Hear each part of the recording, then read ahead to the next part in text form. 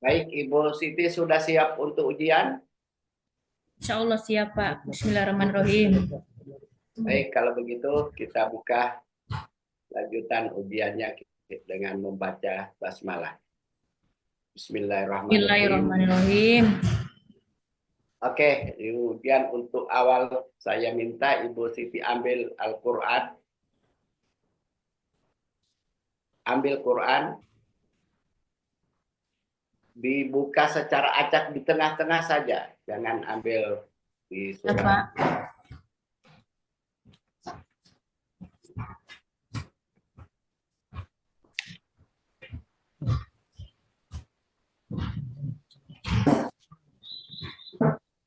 Sudah, Pak.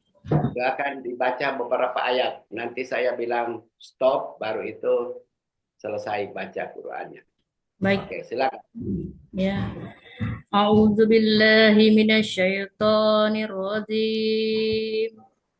Bismillahirrahmanirrahim.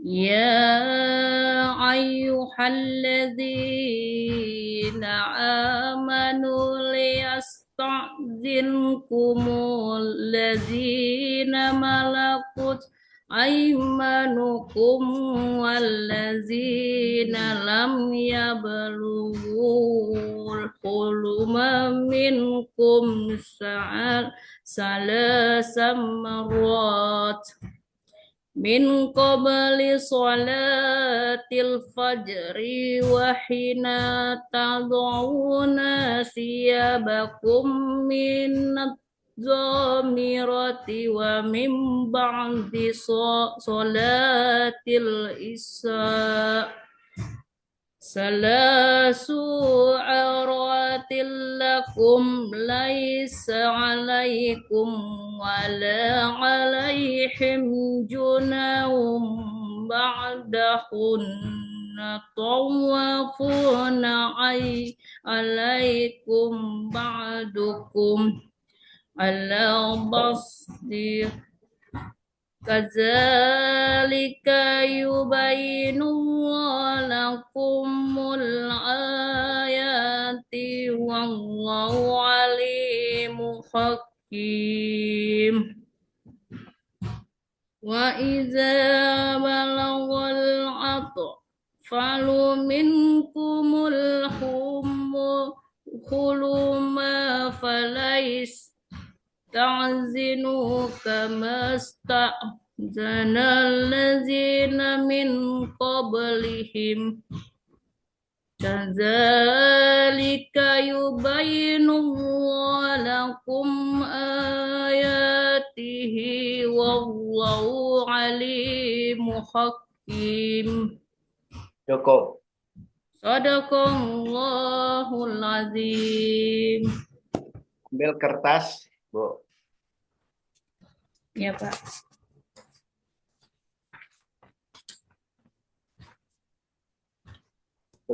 Silakan Anda menulis 3 ayat dari surat An-Nasr. 3 ayat surat An-Nasr, Pak ya. Hanya 3 ayat. Silakan.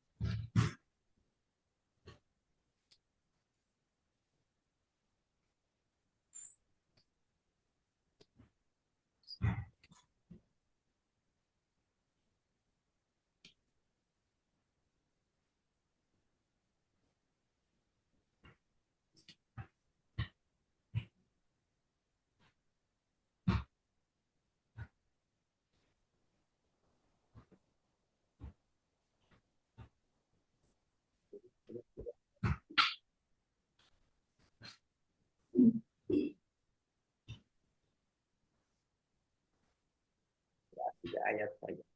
Memang cuma 3 ayat. Surat An-Nasr itu kan cuma 3 ayat. Silakan. Iya, Pak. Sudah selesai?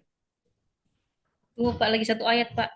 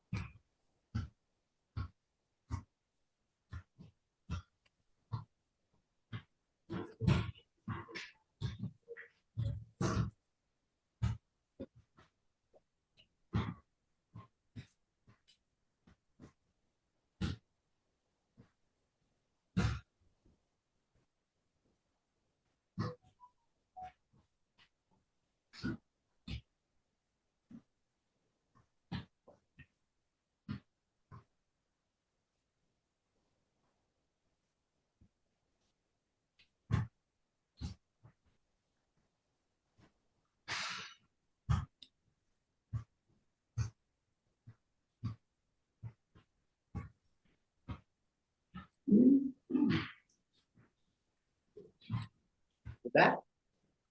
Coba Anda perlihatkan ke saya tulisannya.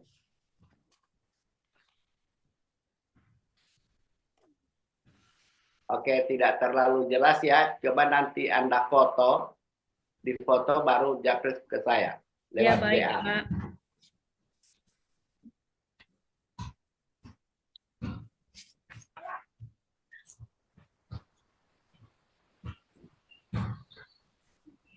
Oh, baik, nanti segera kirim ya, kirim ke saya itu hasil fotonya. Iya, Pak. Baik, kita lanjut. Ibu bisa eh, memberikan dulu tentang profil guru di abad 21 seperti apa? Karena kita ini sudah masuk pada abad 21. Nah, kira-kira seperti apa profil guru di abad 21 itu? Jadi Silakan. profil guru 221 ya, Pak. Ya, silakan. Jadi profil abad 21 guru ini ada kompetensi pedagogis yang inovatif, Pak. Yang pertama, yang mampu menggunakan metode pembelajaran yang interaktif, pembelajaran kayak kolaborasi dan berbasis proyek, Pak. Baru mengintegrasikan teknologi dalam pembelajaran untuk menciptakan pengalaman yang lebih menarik dan relevan. Mendorong pembelajaran berbasis masalah, problem, basic learning, dan berpikir kritis, Pak. Terus penguasaan teknologi, memiliki kemampuan menggunakan berbagai platform digital, aplikasi pembelajaran, dan alat teknologi untuk mendukung proses belajar mengajar. Mampu membantu siswa mengembangkan literasi digital, siap beradaptasi dengan teknologi baru untuk kelas online atau hybrid, Pak. Oke. Eh, sebentar Anda akan bagaimana itu untuk mengkolaborasikan hybrid, pembelajaran yang hybrid. Nanti sebentar, tapi saya Oh, kembali dulu bertanya kepada saudara, apakah saudara sudah termasuk yang memiliki profil seperti yang saudara kemukakan tadi? bagaimana, Kak? Pak, bisa diulang kembali?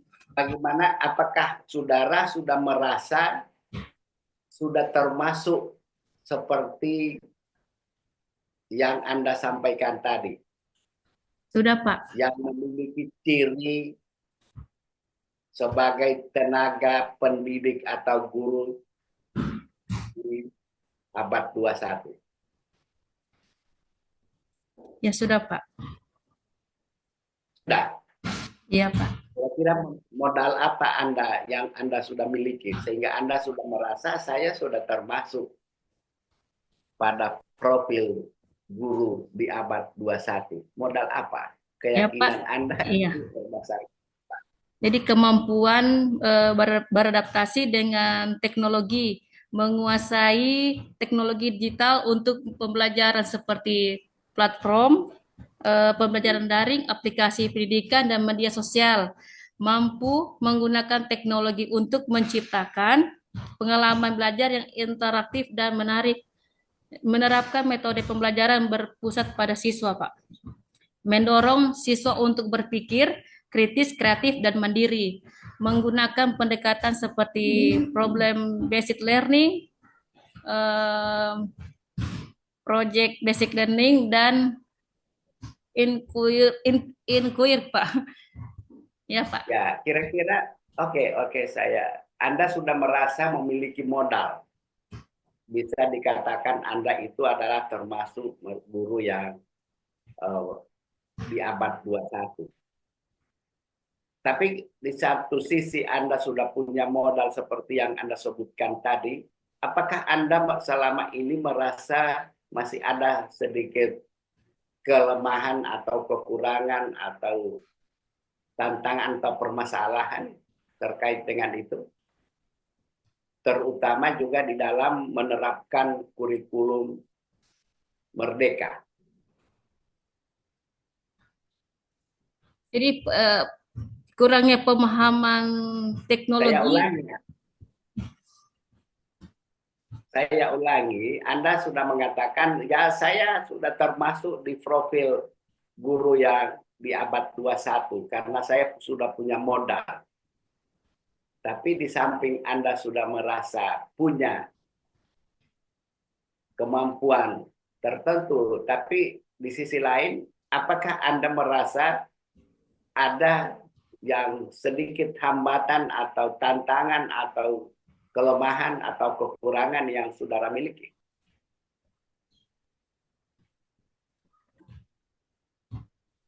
Tidak. Anda tidak merasa?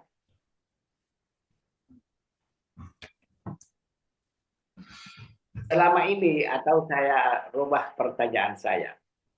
Selama ini di seluruh sekolah, di seluruh Indonesia itu sudah menerapkan kurikulum merdeka. Bagaimana menurut tanggapan saudara tentang penerapan kurikulum merdeka di setiap satuan pendidikan? Kesiapan dan pelatihan guru, Pak. Banyak guru yang belum sepenuhnya siap untuk menerapkan pendekatan kurikulum yang lebih fleksibel dan berbasis pada pengembangan karakter serta tanggapannya dulu, tanggapannya dulu Ibu Siti. Tanggapannya dulu, bagaimana tanggapan Anda dengan peraturan untuk setiap satuan pendidikan harus sudah menerapkan kurikulum merdeka? Tanggapannya bagaimana? Jadi tanggapan saya, Pak, tentang kurikulum merdeka di Indonesia bervariasi terhadap pada sudut pandang dan pengalaman pihak yang terlibat seperti guru, siswa, orang tua, dan pengelola pendidikan. Seperti itu, Pak. Baru tanggapan juga. Intinya Anda menyambut dengan baik? Iya, Pak.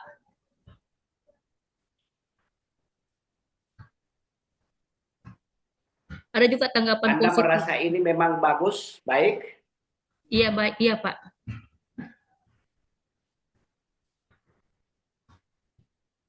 Anda pahami dulu pertanyaan saya. Jadi Anda menyambut baik ya. Nah, kira-kira apa keunggulan dari kurikulum merdeka ini dibandingkan dengan kurikulum sebelumnya?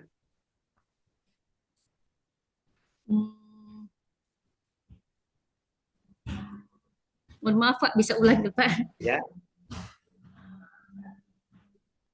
Anda tadi mengatakan bahwa dengan penerapan kurikulum merdeka Anda merasa senang, Anda menyambutnya dengan senang, gembira. Saya kan tanggapan Iya, Anda bagaimana? Anda mengatakan, oh ini bagus.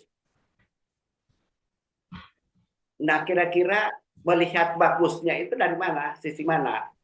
Apa keunggulannya sih menurut fleksibilitas Anda? dan kebebasan dalam pembelajaran, Pak. Penerapan pendekatan pembelajaran berbasis proyek, pemberian otonomi kepada sekolah, peningkatan kualitas pembelajaran, kurikulum yang berfokus pada pengembangan karakter, Pak. Terus ada evaluasi yang lebih fokus pada proses, eh, seperti itu, Pak. Baik, nanti kita lanjut sebentar itu kalau saudara menyebutnya dengan di kurikulum mereka itu ada keuntungan dari sistem evaluasinya. Jadi kurikulum Merdeka memberikan kebebasan, Pak, bagi sekolah dan guru untuk menyesuaikan materi ajar sesuai dengan kebutuhan dan karakteristik siswa. Hal ini kemungkinan pembelajaran yang lebih relevan dan kontekstual serta lebih mengakomodasi perbedaan minat bakat siswa, Pak. Ya, Seperti itu, Pak. tapi Anda tadi kita sudah sempat menyatakan bahwa eh, sistem evaluasi. Maksudnya sistem evaluasi seperti apa? Sistem evaluasi, Pak.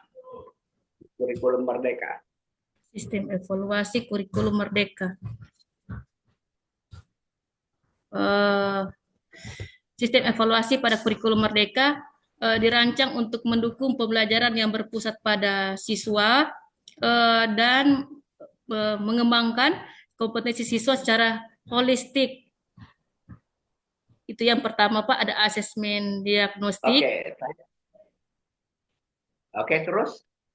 ada asesmen formatif, ada juga asesmen sumatif. Jadi dijelaskan dulu tadi Oh ya, ada asesmen. iya baik Pak. Jadi ada asesmen diagnostik itu tujuan mengidentifikasi kebutuhan potensi dan kesenjangan belajar siswa sebelum proses pembelajaran dimulai. Baru yang kedua itu ada asesmen formatif, memantau dan mendukung proses belajar siswa selama kegiatan pembelajaran. Contohnya Pak, umpan balik langsung diskusi di kelas, penilaian mandiri dan tugas kelompok. Terus ada Oke, asesmen. stop dulu. Ya Stop di Pak, situ dulu. Kita katakan tadi ada asesmen diagnostis. iya Pak. Ya. Untuk apa? Apa tujuan dari asesmen itu sebelum belajar kok seperti sudah mau di asesmen? Apa tujuannya? Apa maksudnya itu? Jadi DP tujuan Pak asesmen, tunggu Pak. Uh, Bisa ulangi Pak? Tadi Anda mengatakan bahwa di kurikulum mereka itu asesmennya mencakup asesmen diagnosis, asesmen formatif yang Anda sudah katakan tadi sudah jelaskan bahwa itu dilakukan dalam proses pembelajaran ataupun di akhir proses pembelajaran berlangsung. Tapi saya kembali mau tanya, tadi untuk apa asesmen diagnosis itu dilakukan sebelum pembelajaran? Untuk apa itu? Jadi Silakan. jadi DP tujuan utama asesmen diagnostik dalam kurikulum mereka adalah untuk memahami kondisi awal siswa sebelum pembelajaran dimulai. Secara lebih rinci, tujuan asesmen diagnosis itu Pak meliputi ada mengidentifikasi kebutuhan belajar siswa, mengetahui tingkat pemahaman awal siswa terhadap materi yang akan diajarkan, mendeteksi kesenjangan dalam pengetahuan atau keterampilan siswa. Ada juga yang kedua, mengenali potensi dan minat siswa, Pak. Di dalamnya ada mengidentifikasi kekuatan dan bakat siswa yang dapat dikembangkan lebih lanjut, menyesuaikan pendekatan pembelajaran sesuai dengan gaya belajar siswa. Terus yang ketiga ada memahami kondisi sosial emosional siswa, mengetahui kesiapan mental, motivasi dan keadaan emosional siswa yang memengaruhi pembelajaran. Terus membangun hubungan yang positif antara guru dan siswa. Yang berikut Pak, merancang strategi pembelajaran yang tepat, membantu guru menyesuaikan metode materi dan aktivitas pembelajaran sesuai kebutuhan individu atau kelompok siswa. Terus Pak, yang berikut mendukung pembelajaran inklusif, mengidentifikasi siswa dengan kebutuhan khusus atau hambatan belajar agar dapat diberikan dukungan yang sesuai, Pak. Baik. Ya, Pak. Oke. Nah, di dalam saudara menyusun rencana pembelajaran, sudah tentu saudara harus merujuk dari berbagai macam pandangan para ahli berkaitan dengan teori-teori belajar. Tapi sebelum kita bicara tentang macam-macam teori belajar, saya mau tanya dulu kepada Siti, apa itu belajar? Apa itu belajar? Kalau belajar, Pak, ada teori behavioristik. Tolong diberi dulu tentang makna apa itu belajar. Oh ya, Pak. Jadi belajar, Pak, adalah proses memperoleh pengetahuan keterampilan atau pemahaman melalui pengalaman studi atau pengajaran. Ini melibatkan berbagai aktivitas seperti membaca, mendengar, berdiskusi, dan berlatih. Belajar dapat terjadi secara formal di sekolah atau perguruan tinggi atau secara informal dalam kehidupan sehari-hari. Tujuannya, Pak, adalah untuk mengembangkan kemampuan individu, memperluas wawasan, dan meningkatkan kualitas hidup, Pak. Iya. Kalau pembelajaran? Kalau pembelajaran,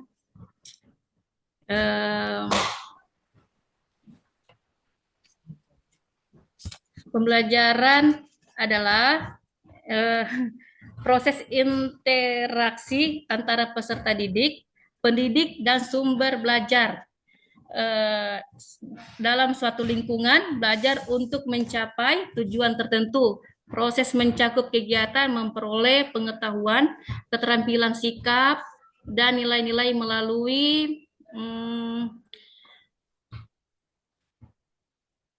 pengalaman, praktik, pengajaran, atau observasi. Jadi pembelajaran dapat terjadi secara formal di institusi pendidikan seperti sekolah dan universitas maupun secara informal melalui pengalaman sehari-hari, Pak. Pelatihan atau interaksi sosial. Tujuan utama pembelajaran adalah pengembangan potensi individu sehingga mereka dapat berkontribusi secara positif dalam bermasyarakat, Pak. Gitu. Ya, Pak. Oke, silakan lanjutkan. Tadi menyebut tentang teori-teori belajar yang sering digunakan dalam proses pembelajaran. Silakan. Jadi macam-macam teori macam-macam teori belajar itu, Pak. Ada teori behavioristik, teori mau dijelaskan, Pak, itu, Pak, atau mau cuma disebutkan, Pak? Saya minta Anda jelaskan. Oh ya, siap, Pak. Ada teori behavioristik, itu ada sebuah teori yang menekankan pada perubahan tingkat laku sebagai hasil dari pengalaman. Baru yang berikut teori kognitivisme. Itu mengungkapkan bahwa Pembelajaran yang dilakukan individu sebagai hasil interaksi mentalnya dengan lingkungan sekitar, menghasilkan perubahan pengetahuan atau tingkah laku. Kalau teori humanistik ini sebuah teori belajar yang mengutamakan pada proses belajar bukan pada hasil belajar. Teori ini mengembangkan konsep untuk memanusiakan manusia sehingga manusia mampu memahami diri dan lingkungannya. Terus ada teori belajar konstruktivistik adalah berpikir seorang yang tidak dapat dilepaskan dari pengaruh lingkungan sosial budayanya, Pak.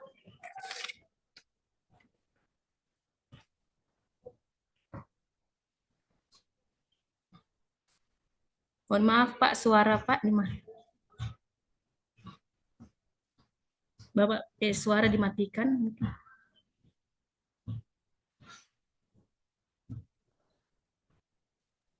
Oke, kita lanjut ya, kita lanjut. Ya Pak.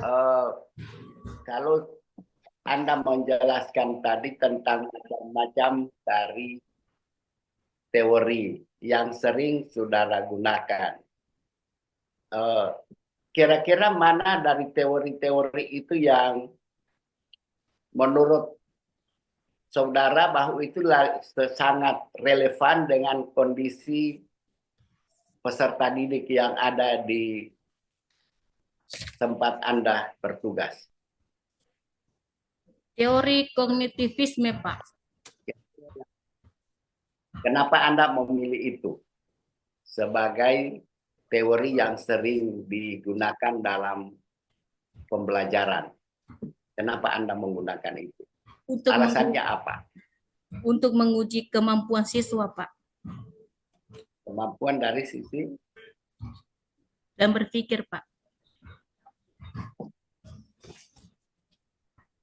Bisa Anda jelaskan dengan lugas?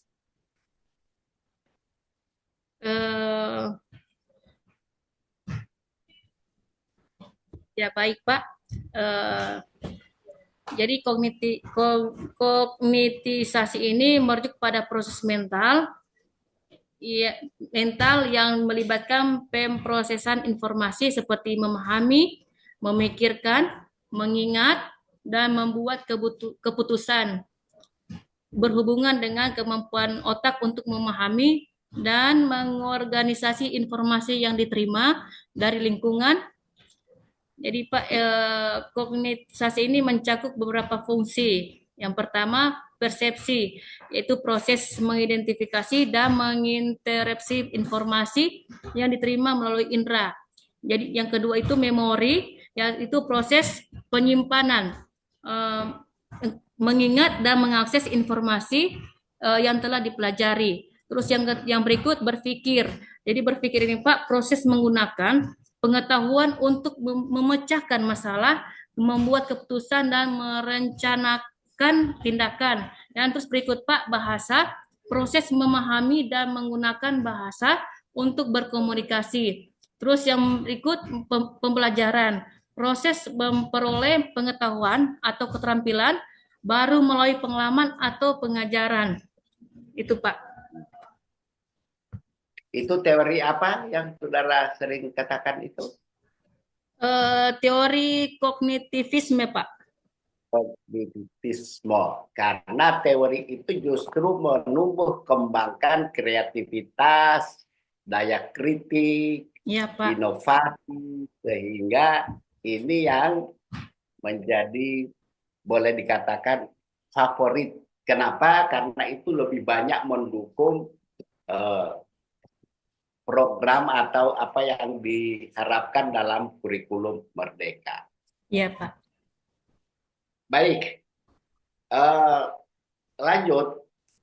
Setelah atau sebelum Anda melakukan pembelajaran di kelas, apa yang saudara lakukan? Sebelum Anda untuk mengimplementasikan pembelajaran. sebelum melakukan pembelajaran ada persiapan materi, Pak. Eh, Apa? Terus pemeriksaan eh, pemeriksaan sel, pengamatan. saya tidak bertanya tentang sebelum Anda memulai materi pembelajaran. Yang saya tanya sebelum Anda mengajar itu, apa yang Anda harus buat terlebih dahulu? Yang Anda harus persiapkan terlebih dahulu. Metode ajar, Pak.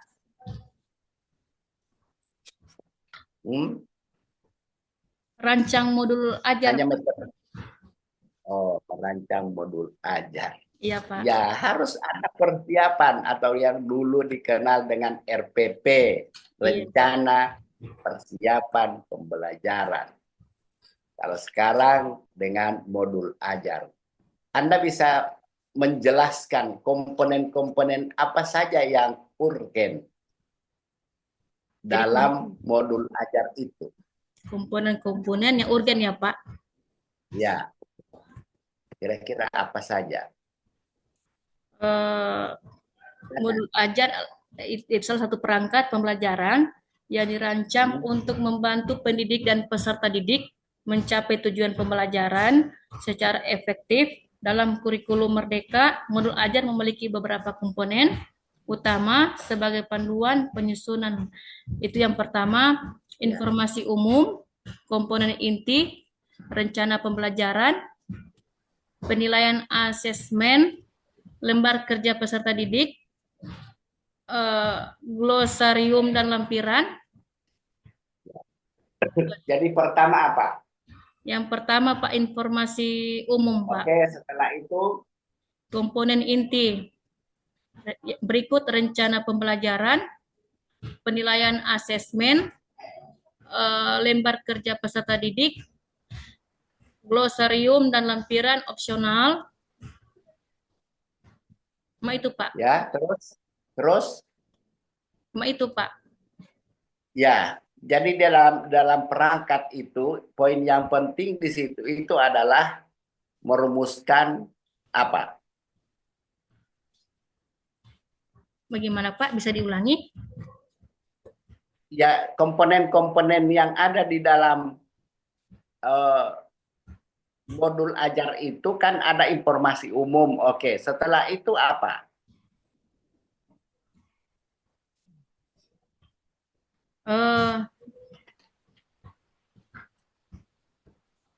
Informasi umum, Ya, ada setelah komponen inti, Pak. Ya, komponen inti itu terdiri dari apa saja? Ada tujuan pembelajaran, pemahaman bermakna, pernyataan Tujuan pemantik. pembelajaran. Ya, tujuan pembelajaran. Bagaimana Anda menyusun tujuan pembelajaran itu? Anda susun berdasarkan apa?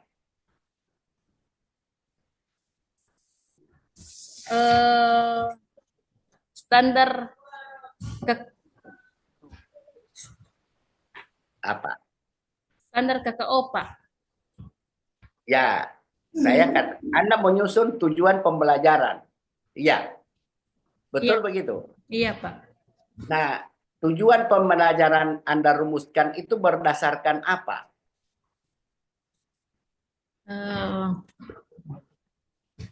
Anda ini kan sudah membuat modul. Iya, Pak. Permendikbud, Pak. Ya, apa itu Permendikbud tentang apa? Tujuan pembelajaran tidak ada di Permendikbud. Tujuan pembelajaran itu adalah hak guru. Sesuai dengan capaian pembelajaran, Pak. Jadi, capaian pembelajaran, Pak. Ya, jadi kesimpulannya tujuan pembelajaran itu berdasarkan apa disusun? Capaian pembelajaran. Ya, jadi tujuan pembelajaran itu disusun berdasarkan capaian pembelajaran. Capaian pembelajaran itu sudah diatur oleh Kementerian Pendidikan. Kan begitu. Secara teori, tentang ketentuan-ketentuan dalam menyusun tujuan pembelajaran itu seperti apa secara teori. Tujuan pembelajaran itu harus disusun berdasarkan ini bla bla bla bla. Kira-kira menurut Anda seperti apa? Secara teori. Secara teori Pak Kang. Ya, Secara teori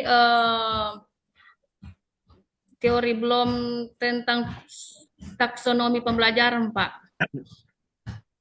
ya, itu nanti sudah pada merumuskannya. Tapi secara teori bahwa tujuan pembelajaran itu harus disusun untuk apa, seperti itu.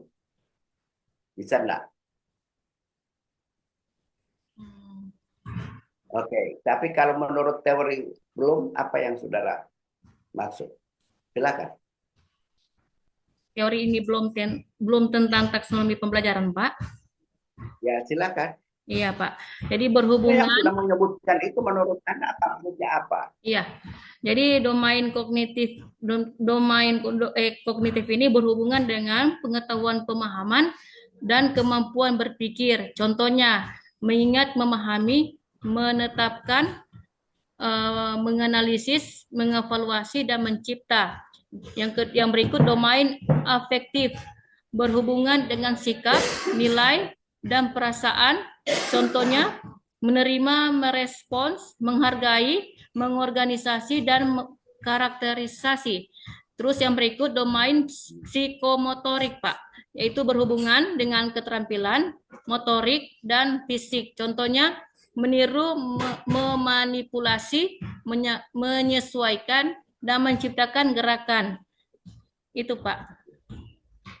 Ya, jadi seperti itu Anda juga kan itu yang saya tanya tadi. Menurut teori dalam menyusun tujuan pembelajaran oke, menurut si belum seperti ini bahwa itu harus disusun berdasarkan domain-domain itu harus mencakup domain-domain dimaksud. Itu tidak dikatakan lengkap tujuan itu kalau tidak memenuhi domain-domain yang ada menurut teori itu. Iya, Pak. Ya seperti itu, oke? Iya, Pak. Selain dari tujuan apa lagi? Selain dari tujuan apa lagi yang saudara? Komponen apa lagi? Jadi selain dari tujuan komponen ya, Pak. Eh, Ya, yang ada dalam modul itu oke, ada CP, ada tujuan, baru ada apa lagi? Yang penting-penting itu apa lagi? eh, Komponen-komponen yang ada di modul ajar. Yang Anda selama ini susun sebelum Anda mengajar. Apalagi? jadi yang komponen itu Pak ada sinteks tahapan atau langkah-langkah pembelajaran. Sintaks adalah urutan atau tahapan yang sistematis dalam pelaksanaan pembelajaran. Baru setiap model pembelajaran memiliki sintaks yang khas, misalnya model pembelajaran kooperatif dimulai dari pengenalan materi, berdiskusi kelompok hingga presentasi hasil. Terus yang berikut, model pembelajaran berbasis masalah dimulai dengan identifikasi masalah, eksplorasi data, penyelesaian masalah, dan refleksi, Pak. Ya, apalagi setelah sintaks-sintaksnya apalagi yang ada dalam komponen-komponen apalagi? Kegiatan penutup, Pak. Langsung ke penutup. Ya, setelah penutup apalagi komponen yang dilengkapi dalam modul itu? Apalagi? Asesmen, Pak. Ada asesmen. Coba prinsip-prinsip asesmen dalam kurikulum Merdeka itu apa? Prinsip-prinsip asesmen dalam kurikulum Merdeka. Ya. Yang tidak boleh tidak harus dilakukan oleh guru, harus diterapkan. Baik, Pak. Ketika dia mau melakukan asesmen, dia harus berpegang teguh pada prinsip-prinsip dalam melakukan asesmen. Ya. Apa saja prinsip? Jadi prinsip asesmen dalam kurikulum Merdeka bertujuan untuk mendukung perkembangan siswa secara holistik dan menekankan pembelajaran yang berbasis pada pemahaman serta kemampuan siswa. Jadi bukan hanya hasil ujian atau nilai semata, beberapa prinsip utama yaitu dalam kurikulum, itu yang pertama Pak, ada asesmen berbasis kompetensi. Di dalamnya ada asesmen berfokus pada pengukuran kompetensi atau kemampuan yang harus dimiliki oleh siswa, baik dari aspek pengetahuan, keterampilan maupun sikap. Asesmen ini dilakukan secara terus-menerus untuk melihat perkembangan siswa. Terus yang berikut ada asesmen formatif, itu menekankan pentingnya asesmen yang dilakukan selama proses pembelajaran, bukan hanya pada akhir pembelajaran. Hal ini bertujuan untuk memberikan umpan balik kepada siswa agar mereka dapat memperbaiki dan meningkatkan kualitas pembelajaran mereka. Yang berikut Pak ada asesmen autentik, yaitu asesmen dilakukan dengan pendekatan yang lebih relevan dan dekat dengan kehidupan nyata siswa, melibatkan tugas-tugas yang mencerminkan situasi dan konteks dunia nyata yang dapat diterapkan oleh siswa. Terus yang berikut Pak ada asesmen yang menyemangati. Proses asesmen seharusnya memberi kesempatan kepada siswa untuk merefleksikan proses belajar mereka, mengidentifikasi kekuatan dan kelemahan mereka, serta mendorong, baik. ya Pak. Baik, apa yang saudara kemukakan itu adalah cakupan asesmen dalam kurikulum Merdeka. Tadi Anda sudah jelaskan ada mencakup tentang apa saja yang di asesmen pada peserta didik dalam pembelajaran. Itu ya. Apa yang saudara kemukakan itu ya. Tapi prinsip-prinsip pedoman yang dalam melakukan asesmen itu apa saja? Guru harus apa? Bisa diulangi Pak, mohon maaf Pak. Prinsip-prinsip asesmen dalam kurikulum Merdeka. Kalau yang tadi Anda jelaskan itu adalah cakupan.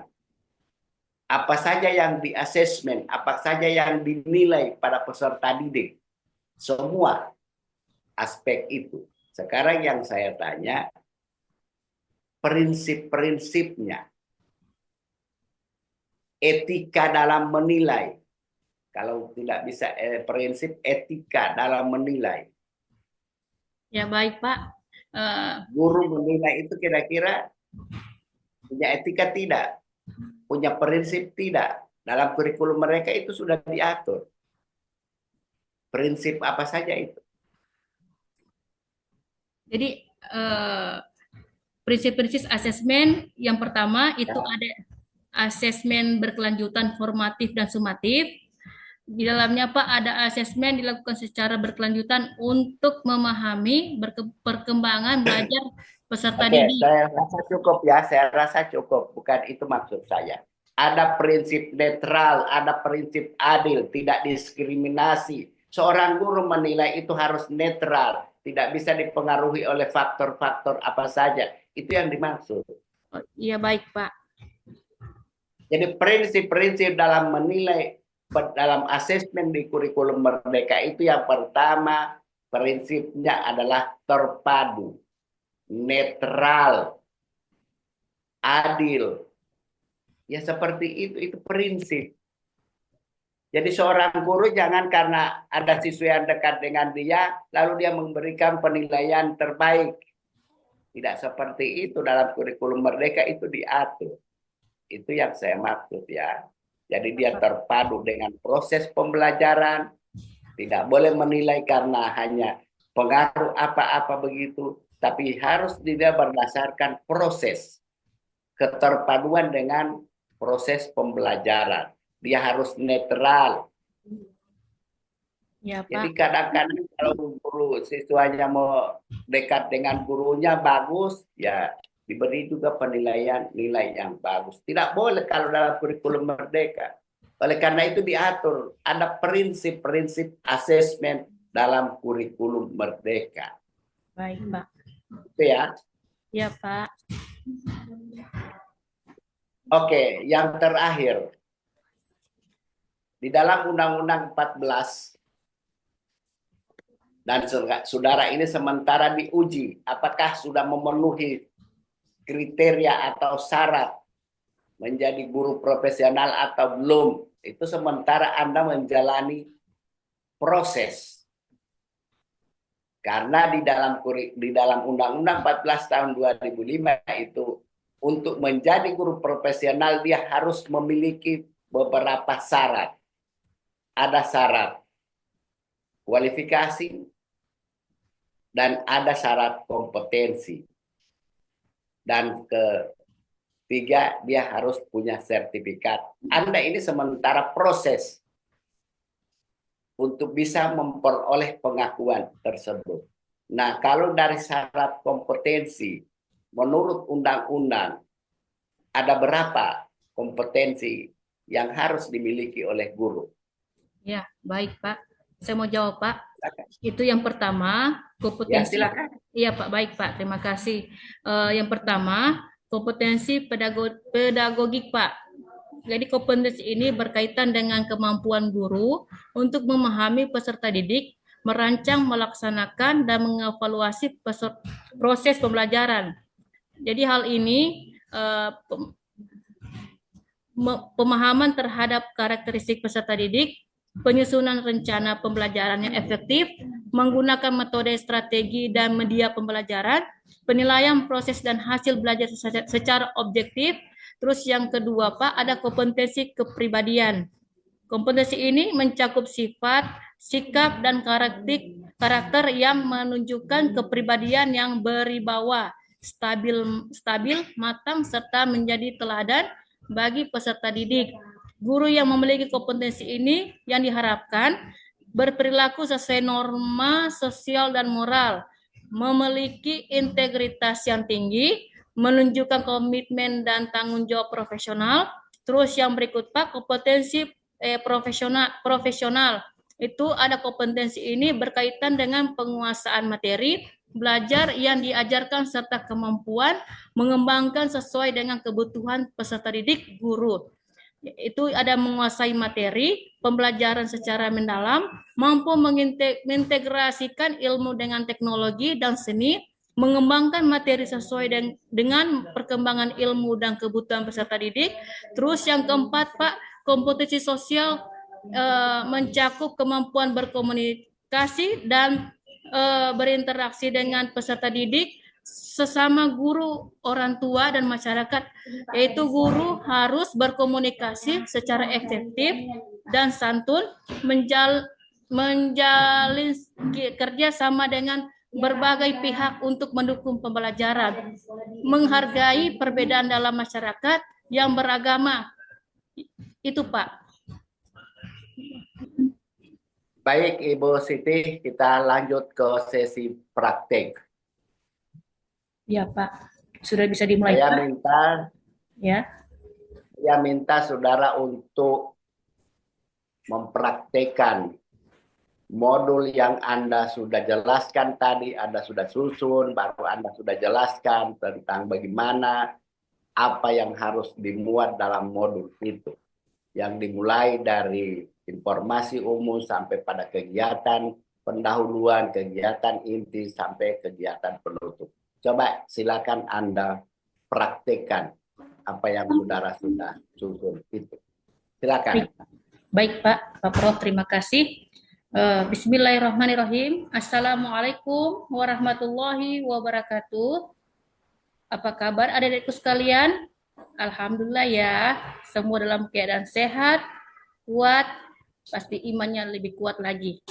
Ya, sebelum Ibu memulai materi pada pagi hari ini, Ibu mau minta tolong semua siswa lihat kotoran sampah, laci kiri kanan, karena kebersihan itu adalah salah satu bagian dari iman.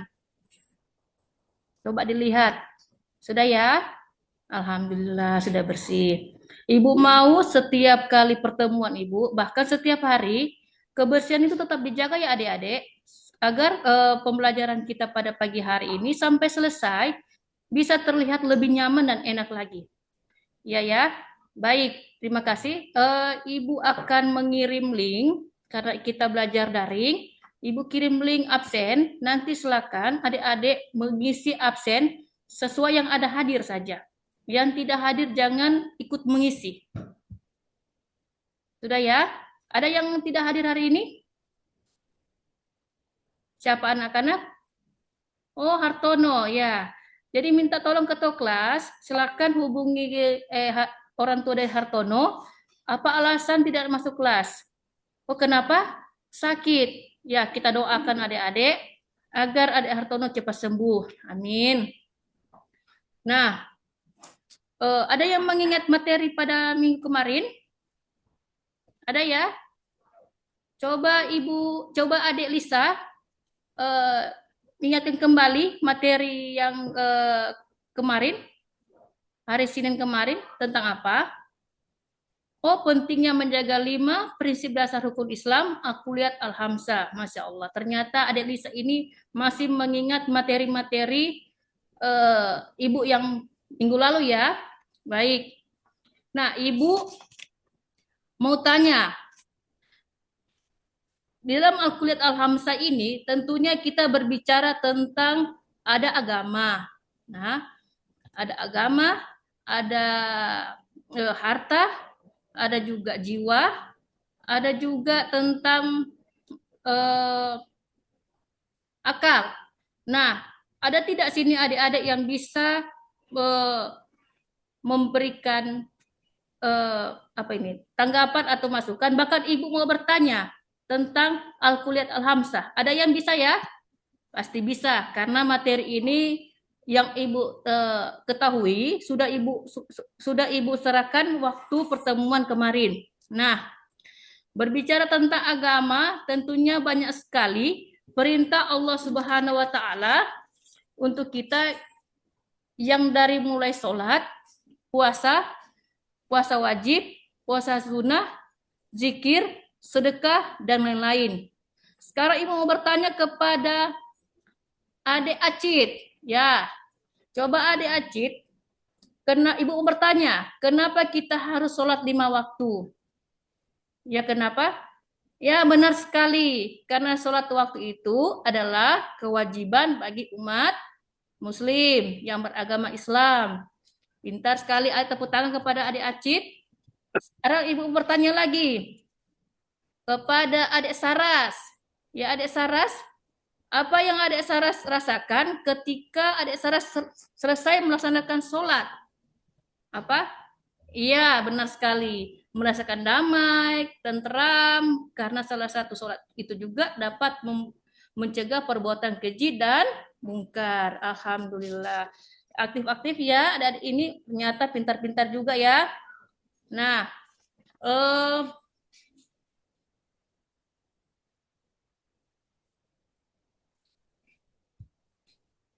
Ibu sebelum melanjut, Ibu mau menjelaskan, maka membaca tujuan pembelajaran Ibu. Itu peserta didik dapat menunjukkan perilaku taat pada aturan sebagai implementasi dari Al-Kuliat Al-Hamzah dengan baik. Peserta didik dapat menjelaskan 5 prinsip dasar hukum Islam, Al-Kuliat Al-Hamzah secara etimologi dan terminologi dengan tepat.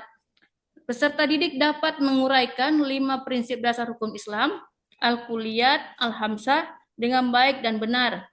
Peserta didik dapat mempresentasikan 5 prinsip dasar hukum Islam, Al-Kuliat Al-Hamzah yang dengan lugas. Ibu harapkan semua adik-adik dapat pahami apa tujuan pembelajaran dari materi Ibu ya pada pagi hari ini. Nah, sekarang Ibu mau tanya lagi. Karena kemarin sudah jelaskan tentang Al-Hamzah, Ibu mau bertanya tentang jiwa. Karena Al-Quran Al-Hamzah salah satu juga ada bagian dari jiwa. Nah, coba Adik Mustika, silakan jawab pertanyaan Ibu, bagaimana kita bisa menjaga jiwa?